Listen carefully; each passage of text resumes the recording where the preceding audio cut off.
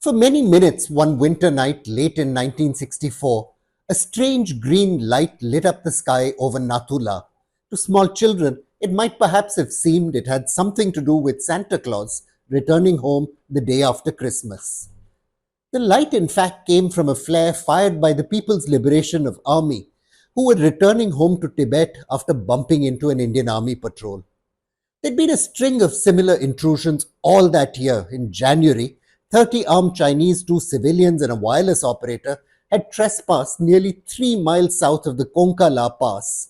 A PLO patrol entered through Nathula in August, and there were more crossings as the months wore on. Hi, and thank you for watching this episode of The Print Explorer. This week, I'm going to be taking a close up look at a war that didn't happen. The forgotten 1964 crisis along the border of Sikkim, which was then an independent country, and China. The really interesting part of this story is this. In 1962, the Indian Army had suffered a humiliating defeat at the hands of PLA. Less than 2 years later, China pushed hard trying to evict India from its position as the guardian of Sikkim's foreign policy and defense. Likely, the Chinese made the very logical calculation that a defeated nation would back down. But this proved to be a miscalculation. The Indian Army held its ground, and the PLA decided it didn't really want to fight.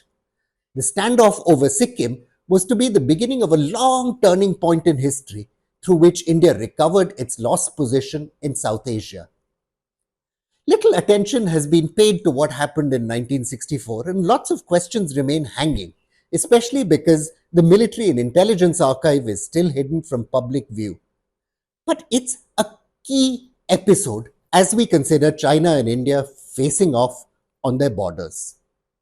20 days before Christmas in 1950, India and Sikkim had signed a treaty giving New Delhi the right to manage the external relations of Sikkim, whether political, economic, or financial.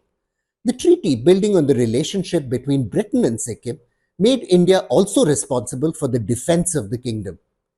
In 1960, China's Premier Chu Enlai had seemed to publicly accept this situation, telling a press conference that China respects India's relations with Bhutan and Sikkim. Following the press conference, though, the Peking Review, an official magazine, carried a transcript of the press conference in which it inserted the word proper before the word relationship. Proper relationship suggested that Beijing had something in mind other than the status quo. Even though the borders of Sikkim and China had been delineated in 1890, China saw the convention which drew up that treaty as a colonial imposed humiliation. From 1960, just as in Ladakh, China started accusing Indian troops in Sikkim of intruding into its territory. Exchanges of protests followed. India tried to discuss the issue in its border negotiations, but China refused, saying Sikkim was a separate country and didn't belong in those talks. Then, after the 1962 war, China pushed forward troops in Sikkim. India responded, and in January 1963, Beijing sent a note of protest to New Delhi, saying Indian troops had crossed Nathula and built 39 pillboxes 300 meters inside Chinese territory.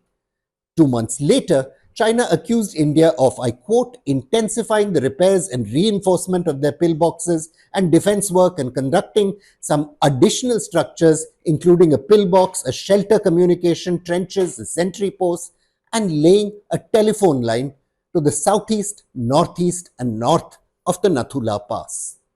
There was another protest handed to the Indian embassy in China on June 4, 1963. In this note, China suggested, I quote, should the Indian side refuse to withdraw the intruding Indian forces and dismantle the aggressive military structures, then the Chinese government requests India to immediately dispatch officials to conduct negotiations with Chinese officials and a joint investigation. 3 more Chinese protest notes followed in quick succession. All of them have pretty much the same theme. It says the government of India itself admitted that its troops constructed many military structures around Nathula, thus interrupting normal traffic across the border between Tibet and Sikkim. Remember, there was then free border trade. In its note of July 31, 1963, China attached a photostat of Nathula, which purported to show the ridge line and presence of several aggressive works extending to the slope on the Chinese side of the pass. For its part, India responded with its own photostat showing the highest watershed ridge marking the boundary on the Nathula Pass, as well as old traditional prayer flags placed by travelers on the pass, as well as a tableau of Prime Minister Nehru located 74 meters on the Indian side of the pass, which celebrated the opening of the road in 1958.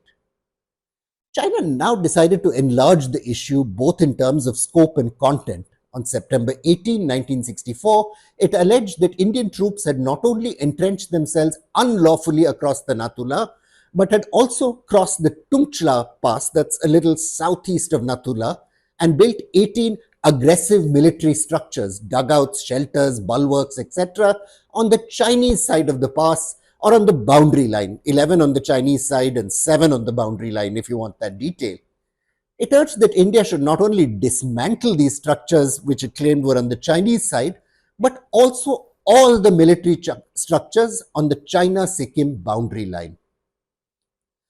As this exchange of documents went on, China included Jelepla and Chola in this list of passes and alleged that 27 military structures had been built at Jelepla and 4 more at Chola.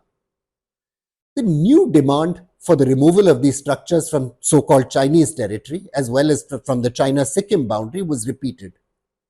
India made some inquiries and found that these additional allegations were, I quote, completely false and unfounded.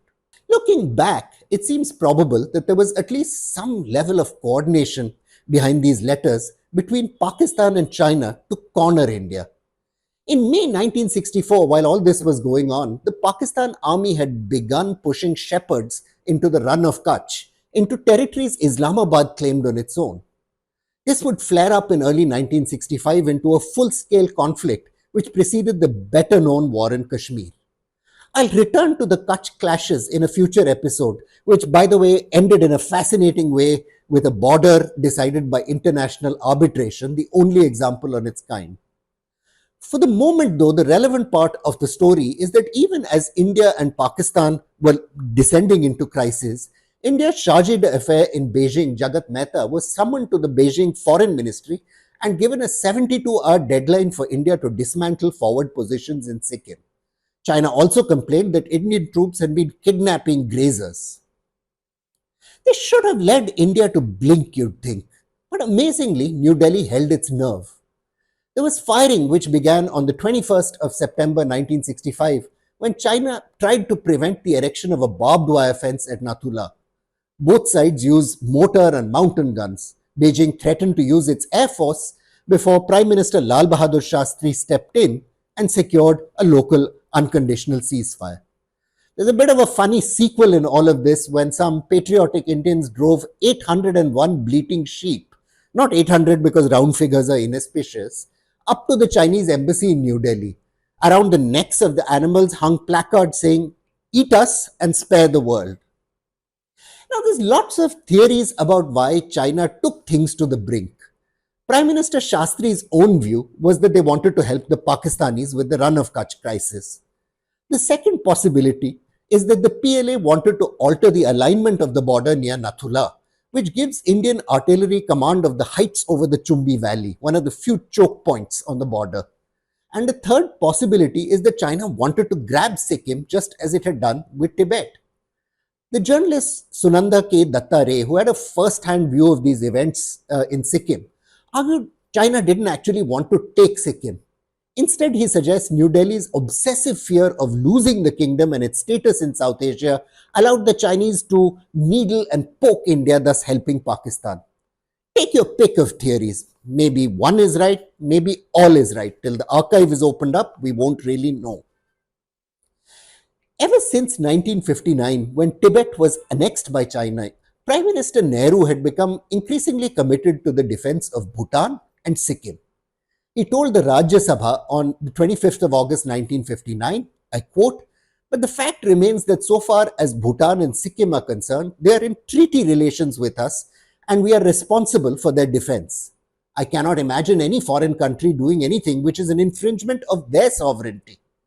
In any event, any such infringement would be an infringement of our undertakings with Sikkim and Bhutan. And of course, that meant that India would have to respond and honor its commitment to defend those countries. For his part, Zhou Enlai did not dispute the status of these two kingdoms, but seemed to take issue with India's right to be speaking for them. To accept it would have meant accepting the Anglo-Chinese Convention of 1890, which an independent China saw as a colonial humiliation. The Chogyal, Sikkim's monarch, obviously delighted in this situation since it gave him leverage with both these big countries. In 1960, Chu spent 6 days in India trying to persuade Nehru that the two emerging republics should leave their colonial borders behind and settle differences without relying on imperial agreements. Chu dismissed the McMahon line as being, I quote, illegally delineated through an exchange of secret notes by British imperialism with the Tibetan local authorities of China. Given that position, he obviously had no way of defending the border between Sikkim and China. External Affairs Ministry officials urged the Chogyal to stridently denounce Chinese intentions. At the same time, they warned him not to expect any relaxation of Indian de facto control inside Sikkim until the border problem had been settled. Menacing Chinese moves near Tawang in October 1962 lent force to these warnings. The Sikkim Darbar proclaimed an emergency, began recruiting a home guard, and set up a People's Consultative Committee to advise the government. But not many Sikkimese were convinced even then of China's aggressive designs. The Chogyal, maybe rashly, told one visitor that if the Chinese really wished to invade India, they would enter the Brahmaputra plains through the Chumbi Valley, where the route was shorter and there wasn't a bristling line of defenses as at Nathula. From 1963, as we've seen, China began pushing at the borders of Sikkim. The moves appear to have been intended to signal to the kingdom that it couldn't rely on India to defend the border. The relationship with China, the PLA presence made clear, would have to get better if Sikkim wanted to live in peace with China.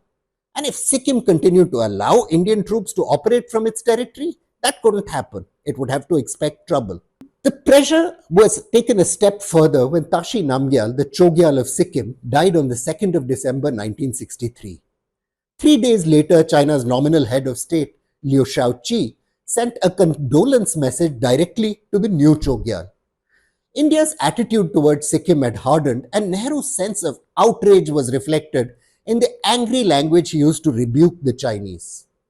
The government of China has, in contravention of normal diplomatic courtesies in its relations with the government of India, addressed a telegram from Chairman Liu Shaoqi directly to the Maharaja of Sikkim instead of forwarding it to this government for onward transmission.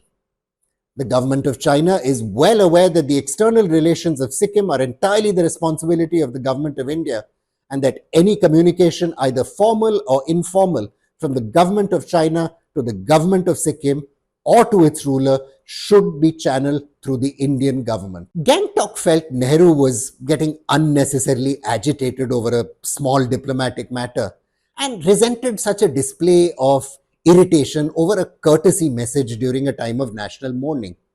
But Liu kept poking. When the new Chogyal was crowned on the 4th of April 1965, he again sent a message of congratulation directly to the new ruler.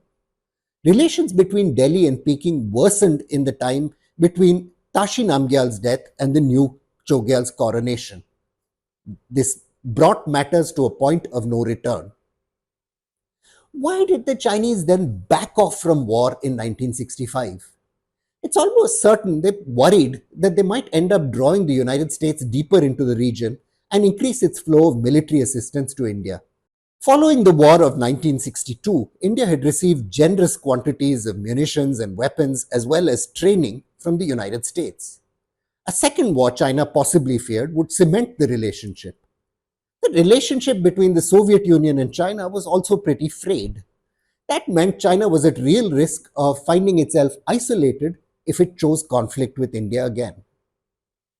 The lessons were to be hammered home in 1967 when fighting broke out at Nathula and Chola. On the 11th of September 1967, the engineers and soldiers of the Indian Army started laying a stretch of fencing from Nathula to Sebula along the border as they perceived it.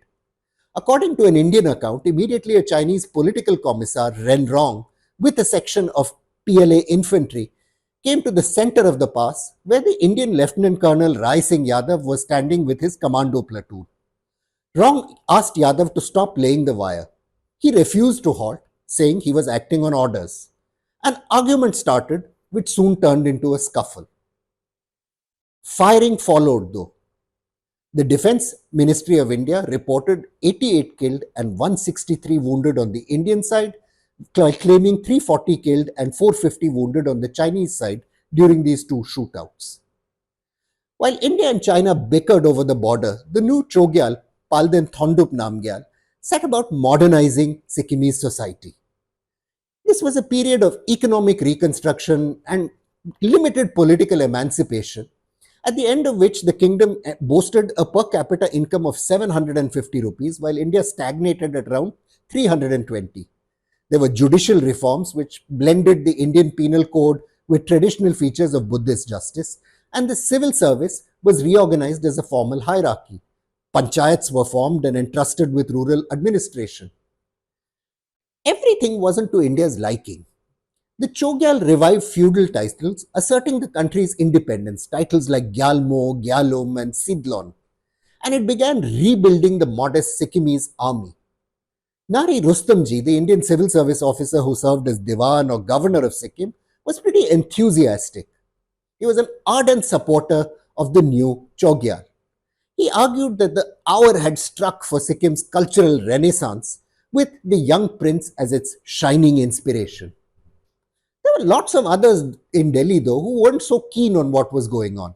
For example, when Sikkim demanded a radio transmitter, bureaucrats in New Delhi argued broadcasts from Gangtok would signal the kingdom's growing sovereignty. In September 1962, the Chogyal suggested that India sponsor his country's admission to the Colombo Plan, a regional alliance of states. Sikkim's Legislative Council backed this request, which was then extended to include Sikkimese membership of the Universal Postal Organization, the World Health Organization, the International Labour Organization, and a number of other United Nations agencies. To Prime Minister Indira Gandhi, flushed from her victory over Pakistan in 1971, this assertion of Sikkimese nationalism had gone too far. It was just too much of a threat to countenance. And in 1975, Sikkim would merge with India in a military operation that we'll discuss in a future episode. The big takeaway from the forgotten 1964 crisis is really that India recovered with remarkable speed from its crushing defeat in 1962. The exact circumstances why it did so are unclear. Was India really confident that it could face China in a war in 1964? Or did it believe that it now had its back to the wall and had no chance but to stand up to China, that too over the defense not of its borders but another Himalayan state? Did it hope that geopolitical circumstances would restrain China? We don't really know. But what we should remember is that 60 years ago this summer, Indian troops were standing on the border just as they do today, facing off with their enemy on the roof of the world and determined not to give an inch. I'm Praveen Swami and I'm a contributing editor to ThePrint. Thank you for watching this episode of The Print Explorer.